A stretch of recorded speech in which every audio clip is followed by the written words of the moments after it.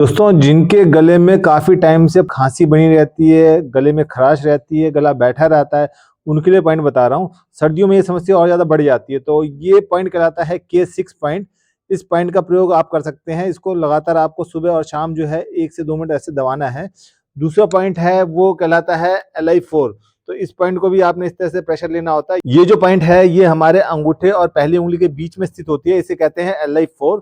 और जो तीसरा पॉइंट है वो कहलाता है Lu7। तो इन दोनों पॉइंट पे भी आपने प्रेशर लेना होता है।